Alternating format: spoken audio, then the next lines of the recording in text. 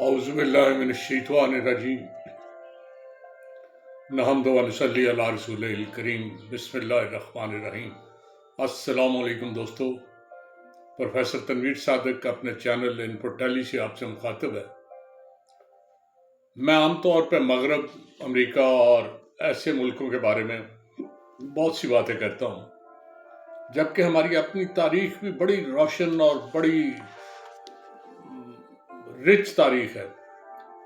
मैंने फैसला किया है कि एक आध वाक़या हफ्ते में 1, 2, 3 कोई इंडो पाकिस्तान या पाकिस्तान की तारीख के हवाले से कोई ना कोई बात करूँ। 1857 में जब अंग्रेज़ हिंदुस्तान पर काबूज हो चुके थे तो एक जंग लड़ी गई। अंग्रेज़ इसे गदर कहते हैं, बगावत कहते हैं, हम इसे आज़ादी की जंग कहते हैं। उनका कहना अपनी जगह, आप घर के मालिक हैं, एक बंदा आप घर में नहीं है आके कब्जा कर लेता है। आप जब कोशिश करते हैं उसे बाहर निकालने की तो वो आपको कहता है मैं आपको माफ़ कर देता हूँ, आइंदा आप नहीं बोलेंगे, मुझे रहने देंगे।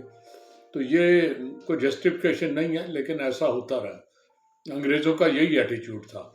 वो इस सरजमीन पे आए, उन्होंने कब्ज़ा किया और कब्ज़ा करने के बाद हमारे साथ जो उनका सलूक था वो इंतहाई शर्मनाक था। ऐसे ऐसे वाक़यात हुए कि जिन्हें सोच के भी शर्म आती है, लेकिन अंग्रेज़ों ने किए। वो एक गैर सरजमीन पे आए थे, उन्होंने वहाँ लोगों को काबू करना था, लोगों को अपना महकूम बनाना था। चनाचे बड़े बड़े अजीब लोगों ने ऐसी ऐसी कुर्बानियाँ दी हैं कि तारीख़ में बहुत कम आपको वो पढ़ने को मिलेगी, लेकिन बहरहाल वो हैं और उन्हें रिवाइव करने की, उन्हें सोचने की, उन लोगों को जिन्होंने कुर्बानियाँ दी हैं उन्हें ट्रिब्यूट पेश करने की बहुत ज़रूरत है। 16 नवंबर 1857 को सिकंदराबाद की लड़ाई में एक नामालूम, मैं एक किताब से वाक़या सुना रहा हूँ, एक नामालूम खातून ने दरख्त पर चढ़कर सैकड़ों फायर किए, कई अंग्रेज़ हिलाक हुए। अंग्रेज़ों की किताबें में उस औरत का जिक्र मिलता है। जंग के दौरान सिकंदराबाद में जब कैप्टन वेल्सन पीपल के पेड़ के नीचे पहुंचे तो क्या देखते हैं कि बहुत से अंग्रेज़ों की लाशें पड़ी हैं। मामले पर गौर करने से मालूम हुआ कि इनके सर और कंधे पे गोलियां लगी हैं। यकीनन गोलियां ऊपर से आई थी। चनाचे उन्होंने पीपल के पेड़ पर बेपनाह गोलियां एकदम बरसाई। तो जब गोलियां बरसाई तो ऊपर से एक तड़पती हुई लाश नीचे गिरी। उसके आगे जैकेट थी, वो जैकेट खुल गई तो उन्होंने देखा ये तो कोई औरत थी। वो औरत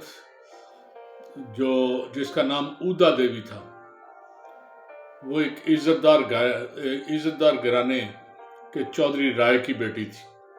उसकी शादी एक गांव के मुखा पासी के साथ हुई थी और ससुराल में वो जग रानी के नाम से मशहूर थी।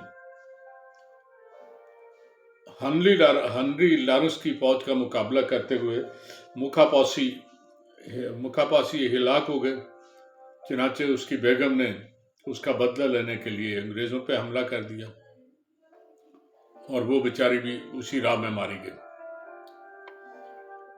उन दिनों अखबार नवीस थे और बड़े एक्टिव थे, हर तरह के थे। आपको पता, हर दफ़ा उस दौर में भी लफाफा साहबताम थी। चनाचे अंग्रेज़ों के हामी जो अखबार नवीस थे उन्होंने उन्हें मशवरे दिए कि हर गिरजा जो मिसवार किया गया उसके बदले 1000 मस्जिद गिराई जाए। हर एक जो ईसाई मरे उसके बदले, वो चाहे मर्द हो, औरत हो या बच्चा हो, 1000 बागियों को गोली मारी जाए। अंग्रेज़ों के रवैये का अंदाज़ा इस तरह लगाया जा सकता है कि जब दिल्ली फतह हुआ तो सरकारी सिपाही बेरहमी से लोगों को पकड़ कर लाते, उनका सामान उन्हें उठाते, उनके घर की औरतों को उनके पीछे लगाते और धक्का दे के कहते जाओ, जहां जाना है चले जाओ।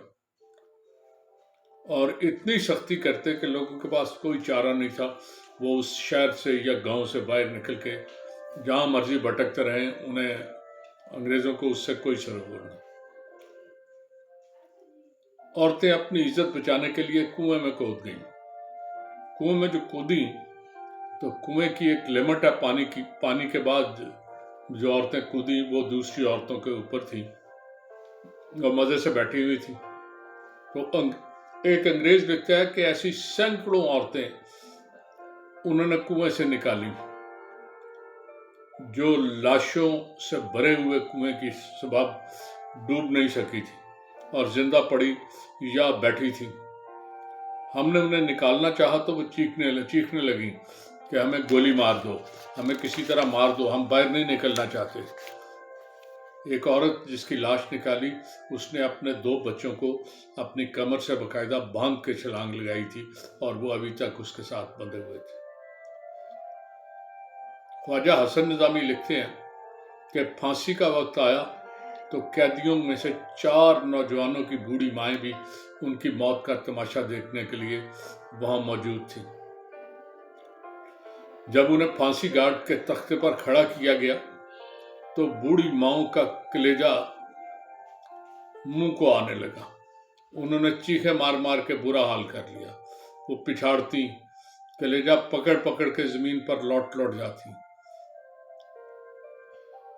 تو سر جان لارنس فاتحانہ انداز میں بیان کرتا ہے کہ آخری بادشاہ کی عالی شان غلام گردشیں اور شاہانہ خلوت سرائیں عوام الناس کی نظر کے لیے سامنے کھلی پڑی تھی۔ بیچارہ بوڑھا بادشاہ جو مجبوری کی وجہ سے باغیوں کے ہاتھ میں کھلونا بنا ہوا تھا، آج اپنے محل سے نکلا ہوا تھا اور ایک علیحدہ کوٹری میں بیٹھا ہوا تھا۔ اس کی پھانسی کی تجویزیں ہو رہی تھی۔ وہ سامنے بیٹھا ہوا افسروں اور سپاہیوں کی گالیاں سن رہا تھا۔ اس کی بیگم، شہنشاہ بیگم، اس کے پیچھے چھپ کے کوشش کر رہی تھی کہ اس کا جسم کسی کو نظر نہ آئے، کوئی نامحرم یا کوئی ظالم اس کی طرف دیکھ نہ سکے۔ تو یہ صورتحال تھی اس وقت۔